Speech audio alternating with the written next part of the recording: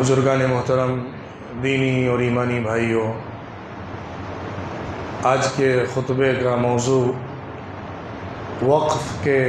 बुनियादी अहकामात और मसाइल, वक्फ़ ज़मीनों के सिलसिले में शरीयत के मुतालबात और अहकामात और हमारे मुल्क में जो नया अमेंडमेंट और तरमीमी बिल पेश किया गया है उसकी हकीकत और हमारा रवैया और रद्द अमल और हमारी सूरत हाल, इस उन्वान के ऊपर आज की गुफ्तगू होगी। वक्फ़ का मतलब होता है रोक देना, ठहरा देना। किसी चीज़ को अगर उसकी जगह पर बांध दिया जाए, ठहरा दिया जाए, खड़ा कर दिया जाए तो उसे कहा जाता है कि वक्फ़ कर दिया गया है। शरीयत में वक्फ़ का मतलब ये होता है कि कोई ऐसी चीज़ जिससे फ़ायदा उठाया जा सकता हो, किसी ख़ास नेकी के काम के लिए, सदक़े के लिए, भलाई वाली चीज़ों के लिए उसके नफ़े को वक्फ़ करके रोक देना, उसी मकसद में उसी फ़ायदे को इस्तेमाल किया जाएगा, उसकी मिल्कियत को अपने आप से मुंतकिल करके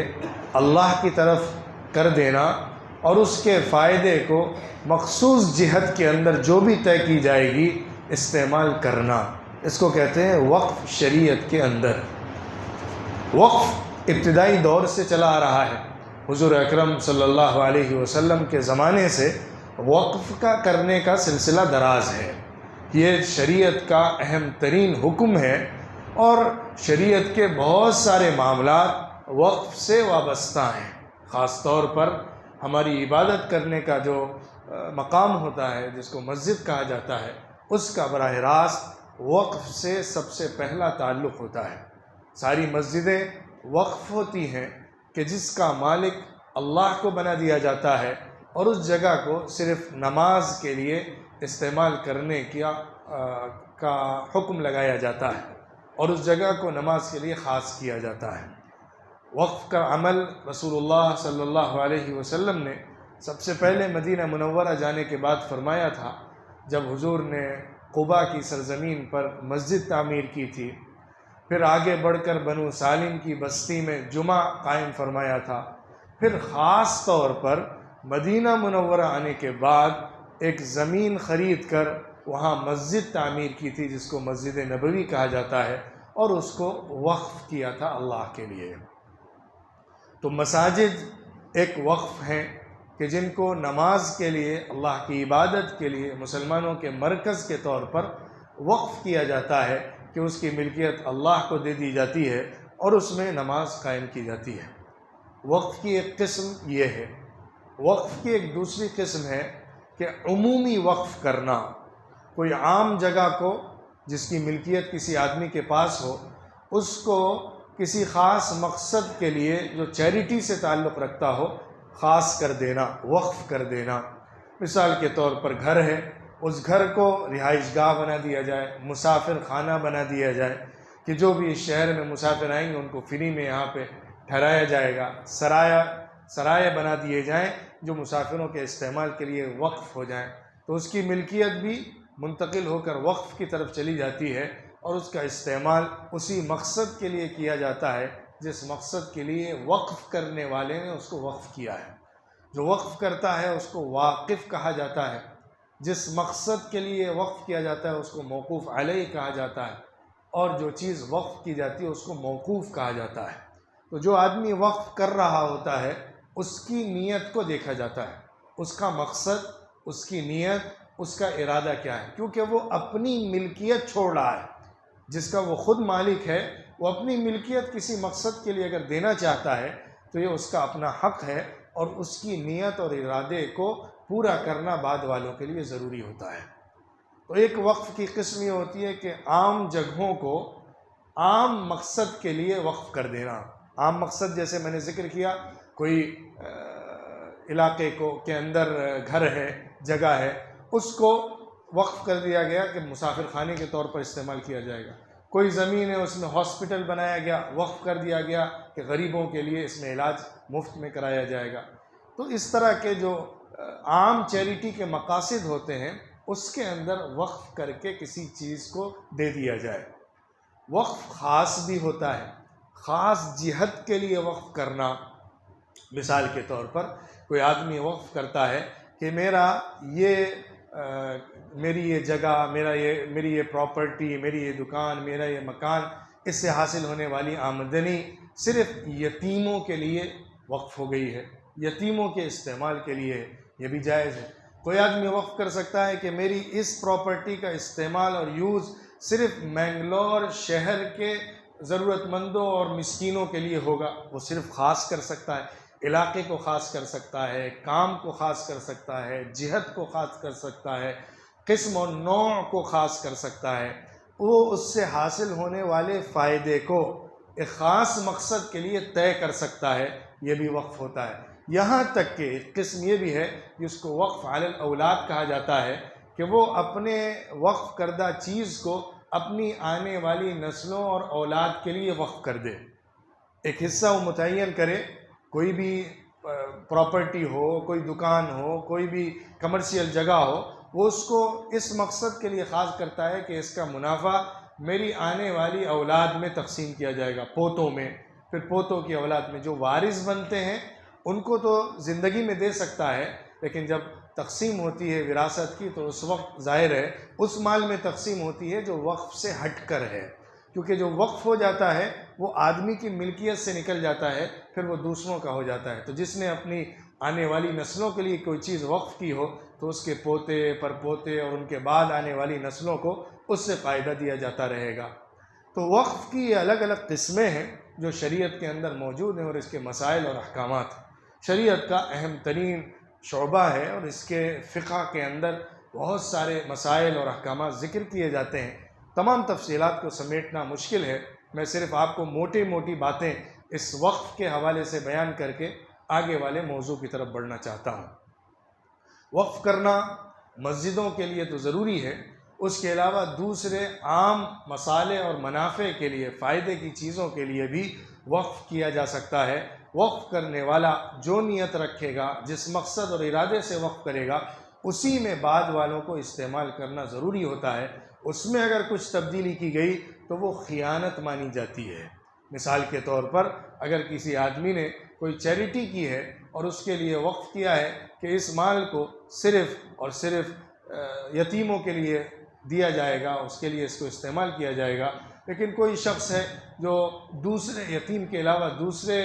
पर्पसेस में उसको यूज़ कर रहा है, तो वो ख़ियानत है, क्योंकि उसने जिस चीज़ के लिए उसको ख़ास किया है उसी में ख़ास रखना ज़रूरी है। हाँ, सिर्फ़ एक शक्ल है, अगर उसने जिस शक्ल के लिए, जिस किस्म के लिए, जिस जिहत के लिए अपने वक्फ करदा चीज़ को ख़ास किया है, अगर वो चीज़ ख़त्म हो जाए, वो मसलहत ख़त्म हो जाए, मिसाल के तौर पर यतीम कोई ना बचे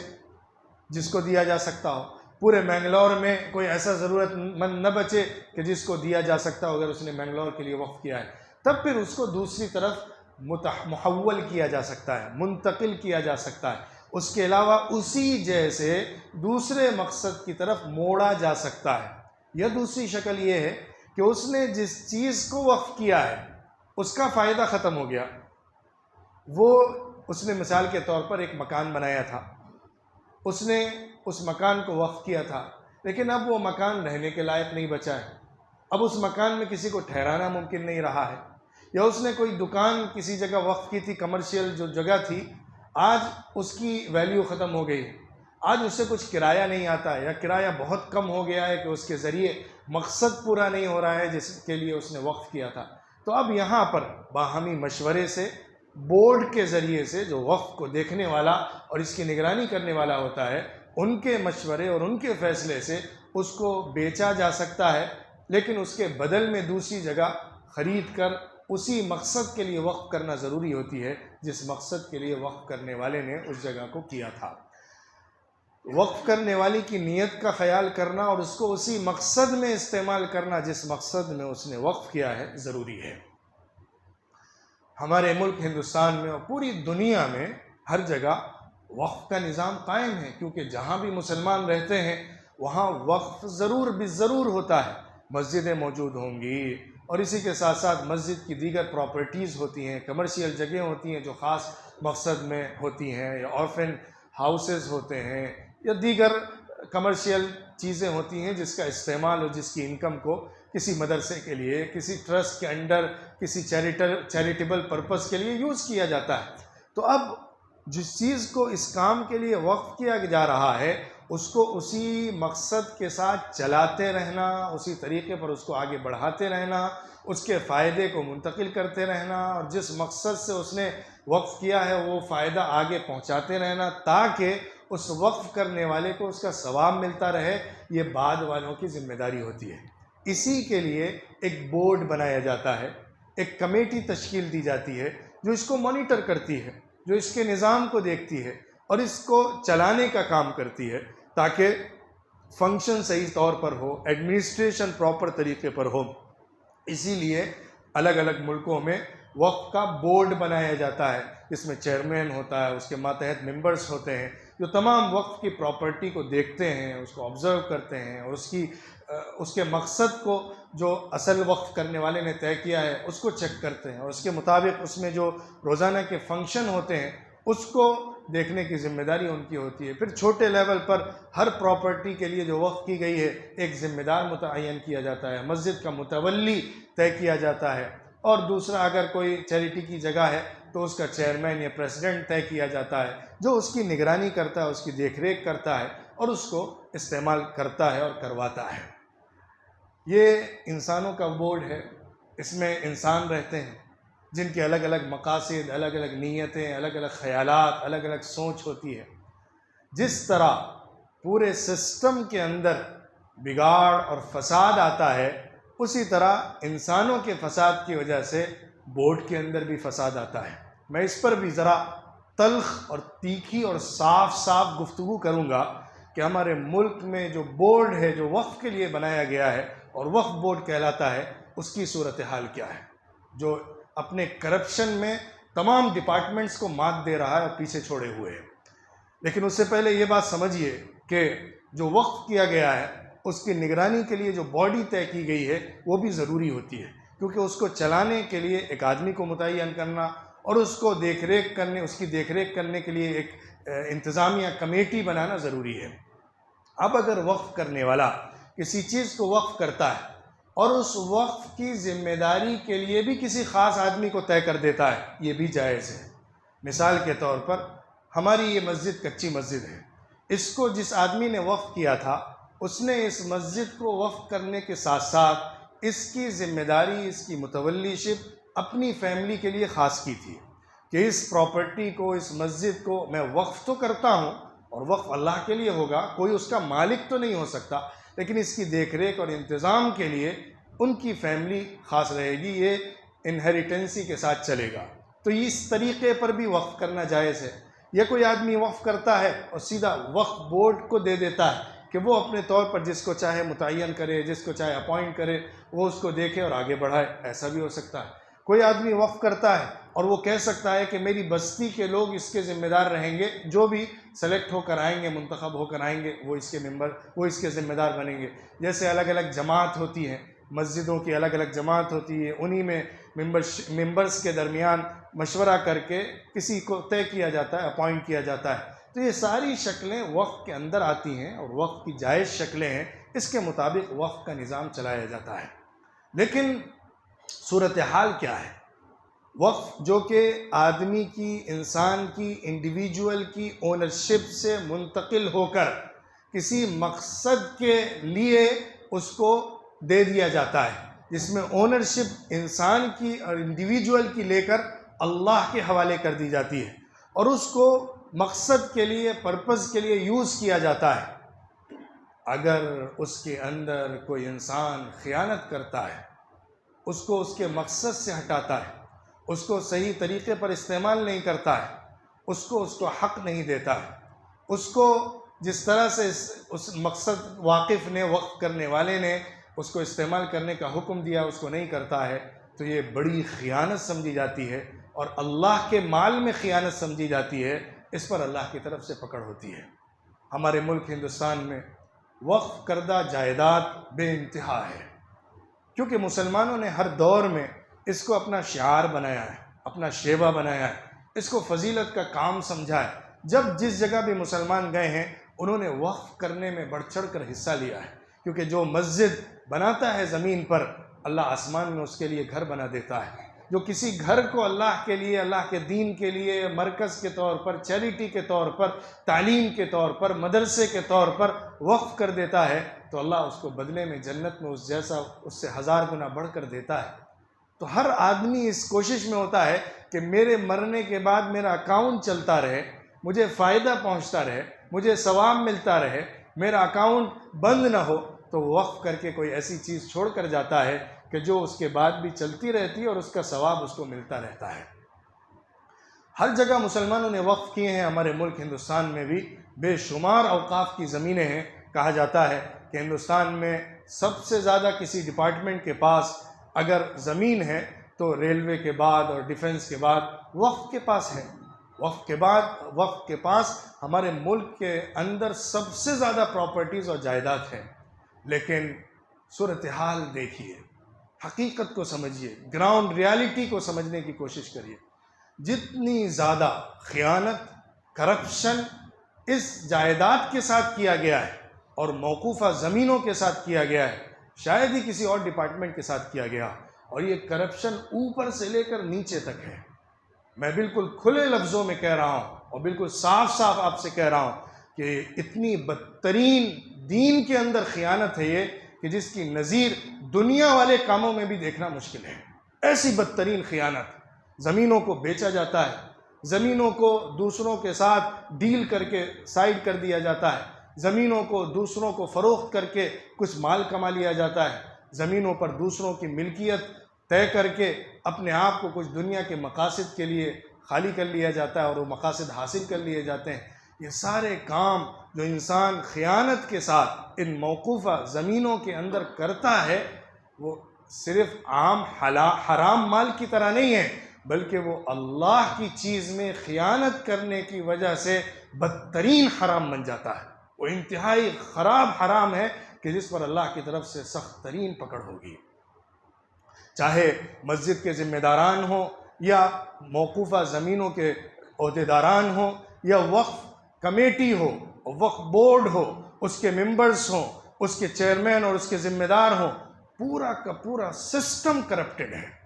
जितना ज़्यादा वक्फ की जायदाद और ज़मीनों को बेचा गया है, जितना ज़्यादा उन ज़मीनों पर दूसरे कामों को और दूसरे प्रोजेक्ट्स को लाया गया है, जितना ज़्यादा वक्फ की ज़मीनों को मस्जिदों और दूसरे वक्फ के हिस्से जो तय किए गए थे उसको दूसरों के लिए दे दिया गया है, जिस तरह इन पब्लिक प्रॉपर्टीज़ को और वक्फ की प्रॉपर्टीज़ को प्राइवेट बनाया गया है, उसको प्राइवेटाइजेशन करके अपना बनाया गया है और उसको ख़रीद कर, कम दामों में ख़रीद कर, बड़े दामों में बेच कर जो कुछ कमाया गया है कि जो गरीब लोग हैं वो इस फील्ड में आने के बाद अमीर तरीन लोग बन गए। ऐसा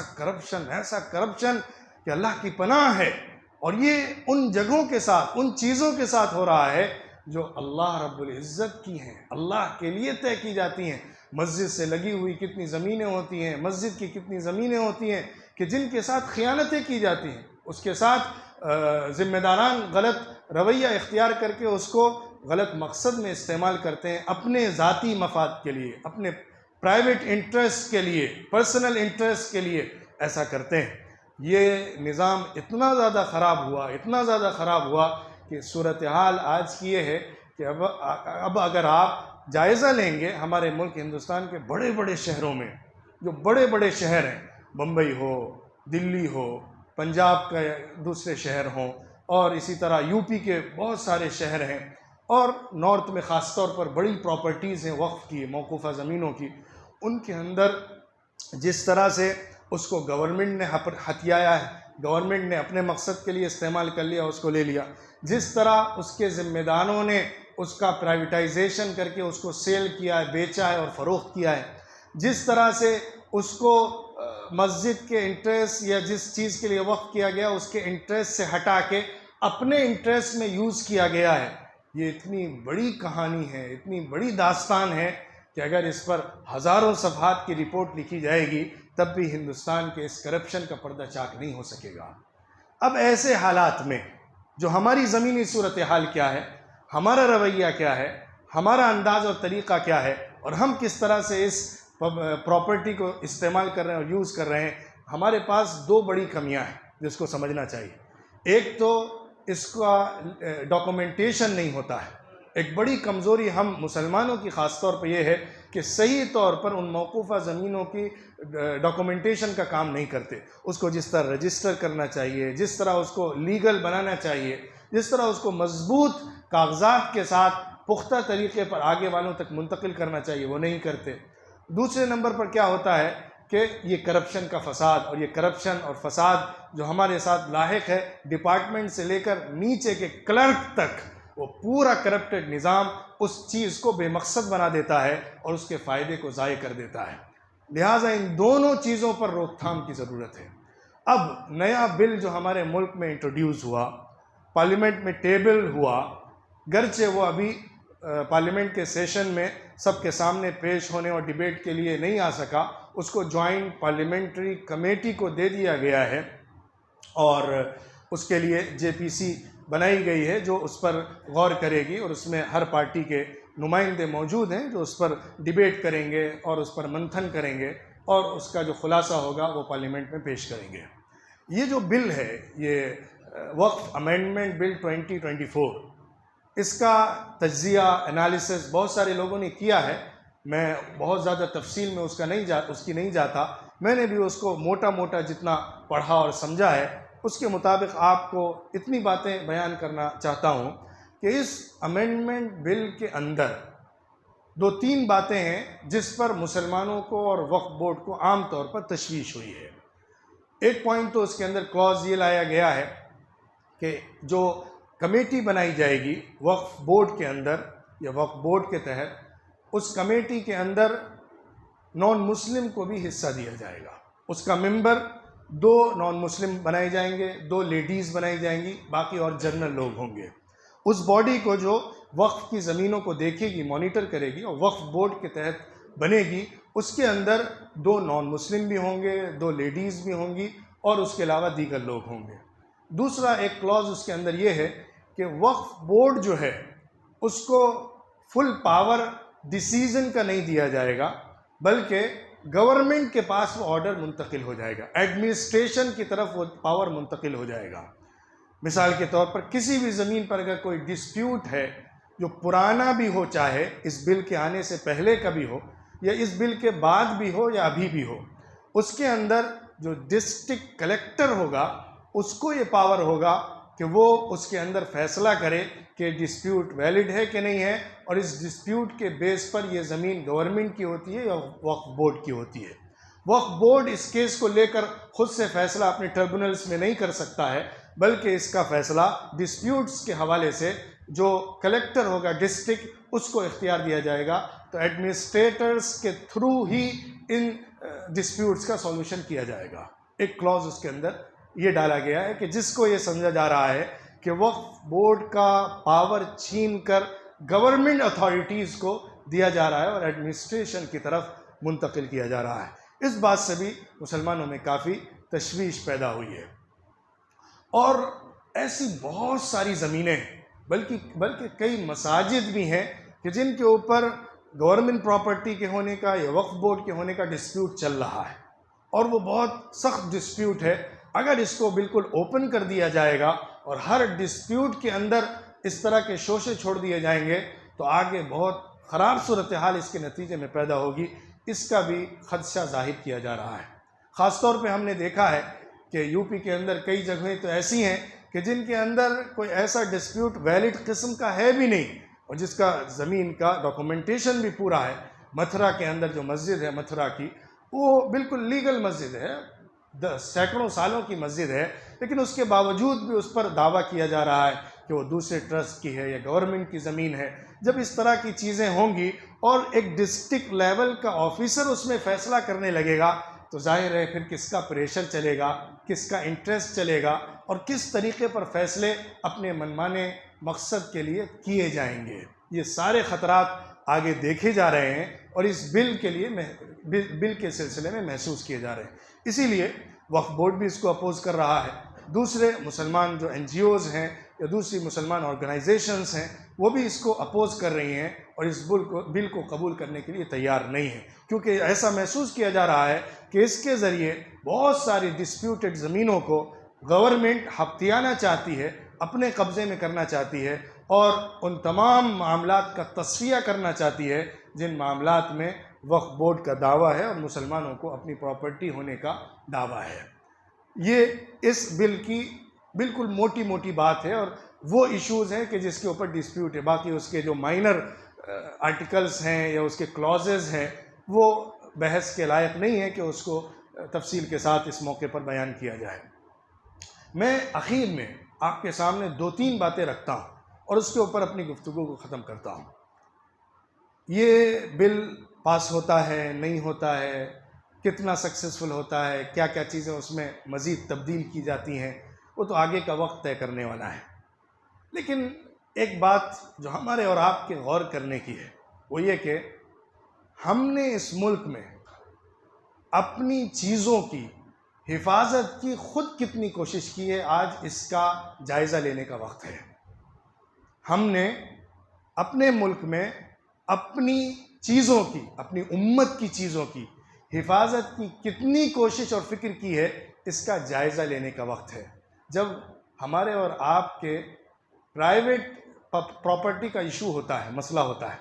जब मेरे और आपके अपने ज़ाती इंटरेस्ट और फ़ायदे का मामला होता है, तो हम कहाँ तक उसकी लड़ाई लड़ते हैं और अपना सब कुछ लगाकर उसको अपने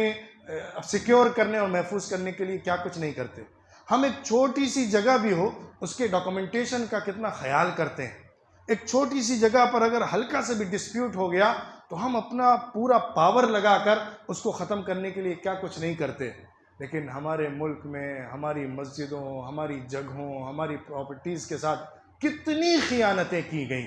कितना डॉक्यूमेंट्स के साथ खेला गया, लेकिन हम सहते रहे, देखते रहे, क्योंकि मेरा ज़ाती इंटरेस्ट उसमें नहीं है। न ज़िम्मेदारों को उसमें ज़ाती इंटरेस्ट होता है, न आम पब्लिक को उसमें ज़ाती इंटरेस्ट होता है, क्योंकि वो तो मफाद आम्मा की चीज़ है, मेरी ज़ाती तो नहीं है। ये रवैया बदलना पड़ेगा। जो भी चीज़ पूरी उम्मत की है वो मेरी ज़ाती चीज़ से ज़्यादा बढ़कर है, उसकी कीमत ज़्यादा है, उसकी वैल्यू ज़्यादा है, उसका इंटरेस्ट ज़्यादा है, उसका प्रॉफिट ज़्यादा है, उसका बेनिफिट ज़्यादा है, क्योंकि वो पूरी उम्मत के मफाद के लिए है। दूसरी बात, जब तक हम इंटरनल करप्शन को ठीक नहीं करेंगे, बाहर से आने वाली मुसीबतों का रोना रोने से कुछ नहीं होगा। खूब याद रखिए, जब तक ये हमारा बोर्ड जो है, जो वक्फ की जिम्मेदारी संभालने वाला है, जो जिसको कहा जाता है और बोला जाता है कि सारे डिपार्टमेंट में सबसे करप्ट बोर्ड है, जिसमें रिश्वत सबसे ज़्यादा चलती हो, जिसमें हेरा फेरी सबसे ज़्यादा होती हो, जिसमें डॉक्यूमेंट्स के साथ सबसे ज़्यादा खेला जाता हो, जिसमें ज़मीनों को ज़ाती मकासद के लिए सबसे ज़्यादा बेचा और ख़रीदा जाता हो, जिस डिपार्टमेंट की ये सूरत हाल हो, अगर उसकी ओवरहॉलिंग नहीं की गई, उस सिस्टम को ठीक नहीं किया गया, जो हमारा सिस्टम है, हमारे लोग उसमें जाते हैं, हम ही में से चुने जाते हैं, चाहे वो गवर्नमेंट के ज़रिए से मुंतखब किए जाते हों, अगर हमने एक उमूमी एहतिसाब की कैफियत नहीं पैदा की, ये उम्मत का मकाम है कि वो कोई भी गलत काम होता है जो उम्मत से मुताल्लिक हो तो वो गिरेबान पकड़ा करती है, आवाज़ उठाया करती है, वो हक़ के लिए लड़ा करती है, वो सच्चाई के लिए खड़ी हो जाती है। वो किसी भी उमूमी फ़ायदे के ख़िलाफ़ अगर कोई भी इक़दाम किया जाए तो मज़बूत एक्शन लेती है और अपनी मज़बूत आवाज़ ज़ाहिर करती है और पेश करती है। जब तक ये हमारा रवैया नहीं होगा और हम हक़ के लिए खड़े होने वाले और ख़ियानतों के ऊपर मज़बूत आवाज़ उठाने वाले नहीं बनेंगे और ज़्यादती करने वालों का हाथ में नहीं पकड़ेंगे और अपने दरमियान और अंदर के करप्शन को दुरुस्त करने की कोशिश नहीं करेंगे, तो फिर जो कुछ बचा है वो भी लुट जाएगा और आगे और क्या क्या आएगा अभी उसका अंदाज़ा भी हमको नहीं है। आखिरी बात कह के अपनी गुफ्तगू को ख़त्म करता हूँ, वो ये है कि हम सबसे ज़्यादा जिस बात की फ़िक्र कर सकते हैं, जो हुआ सो हुआ, जो सूरत हाल है सो है, उसके अंदर जो सबसे ज़्यादा हम फ़िक्र और अमल करने वाली चीज़ हमारे लिए है, वो ये है कि हम जो कुछ भी अभी हमारे पास है और जो कुछ भी अपने मकसद के लिए इस्तेमाल हो रहा है, उसकी हिफाजत की कोशिश करें। जो कुछ हमारे पास अभी है उसको सही बनाएं और उसकी हिफाजत की कोशिश करें। हम बिल्कुल बर्दाश्त न करें कि किसी भी मस्जिद को, किसी भी मस्जिद की जगह को, किसी भी वक्फ करदा चीज़ को गलत तरीके पर इस्तेमाल किया जा सके या ज़ाय किया जा सके। अभी जो कुछ हमारे हाथ में है उसकी फ़िक्र पैदा हो जाए, जागरूकता पैदा हो जाए, अवेयरनेस पैदा हो जाए। जो भी लोग उससे जुड़े हुए हैं, जो भी उसके बेनिफिशरीज़ हैं, उससे फ़ायदा उठाने वाले या उसके ट्रस्टीज़ हैं, उसकी ज़िम्मेदारी देखने वाले हैं, उनका ये फ़र्ज़ बनता है कि अभी जो कुछ हमारे पास है उसको मजबूत करें, महफूज करें, सिक्योर करें और उसको सही तरीके पर इस्तेमाल करें। अगर हमने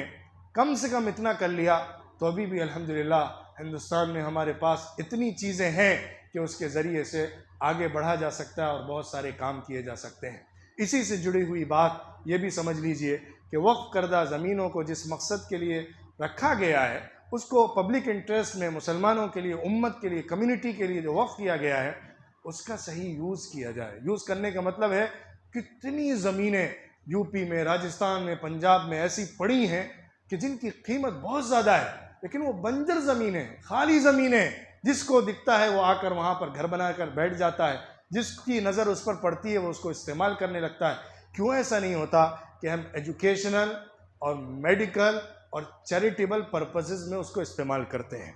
ऐसा क्यों नहीं होता? मैं इस बात को ख़ास तौर पर रख रहा हूँ कि अगर एजुकेशनल पर्पस से उसको इस्तेमाल किया जाए, अगर मेडिकल पर्पस से उसको इस्तेमाल किया जाए या उसके अलावा दीगर चैरिटेबल पर्पसेस हो सकते हैं, उसके लिए अगर उसको इस्तेमाल किया जाए तो हम कितनी ही अपनी ज़मीनों को सिक्योर भी कर सकते हैं, बामकसद भी बना सकते हैं, उसके ज़रिए एम्पावरमेंट का भी काम कर सकते हैं और अपनी उम्मत और कौम को अपलिफ्ट भी कर सकते हैं। आज कितनी ऐसी जगह हैं कि जिनको अगर सही तौर पर डेवलप कर लिया जाए तो पूरी यूनिवर्सिटी कायम की जा सकती है, बड़े बड़े हॉस्पिटल्स कायम किए जा सकते हैं और उसके ज़रिए पूरी एनजीओ को चलाया जा सकता है। लेकिन हमने उसको बेकार, बेफ़ायदा छोड़ा हुआ है क्योंकि उसमें पर्सनल इंटरेस्ट नहीं है। ये हमारी मुसीबत है। जब तक हम अपने एटीट्यूड को नहीं बदलेंगे और अपने रवैये को तब्दील करके सही तरीके पर काम करना नहीं शुरू करेंगे,